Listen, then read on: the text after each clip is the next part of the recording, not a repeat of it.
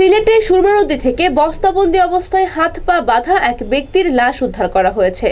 এছাড়া ঘরের ভেতর থেকে উদ্ধার করা হয়েছে এক নও-মুসলিম যুবকের মরদেহ।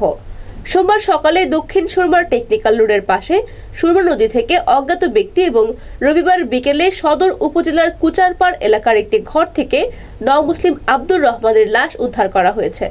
দক্ষিণ সুরমা থানার ওসি মোহাম্মদ কামরুল হাসান তালুকদার জানান, সোমবার সকাল 10:30টার দিকে টেকনিক্যাল রোডের messrs Imran China auto rice মিলের সামনে সুরমা নদীর তীরে বস্তাবন্দি লাশ পড়ে থাকতে দেখে স্থানীয়রা খবর দেন। মৃত ব্যক্তির বয়স আনুমানিক 40 বছর। লাশের হাত পা বাঁধা ছিল এবং শরীরে পচন ধরেছে। এখনও লাশের পরিচয় শনাক্ত করা যায়নি।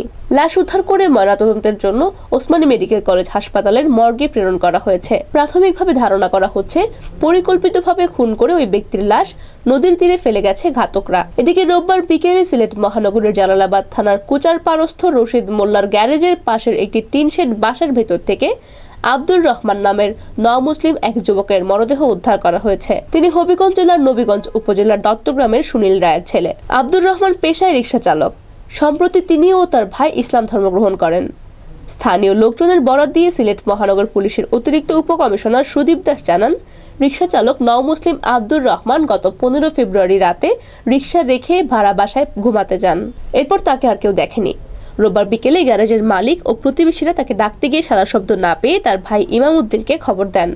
পরে ইমাম এসে পুলিশে খবর দিলে ঘরের ভেতর থেকে আব্দুর রহমানের লাশ উদ্ধার করা হয়। সুদীপ দাস জানান, আব্দুর রহমানের লাশ উদ্ধার করে ময়নাতদন্তের জন্য ওসমানী হাসপাতালের মর্গে প্রেরণ করা হয়েছে। ময়নাতদন্ত প্রতিবেদন পাওয়া গেলে মৃত্যুর প্রকৃত কারণ জানা যাবে।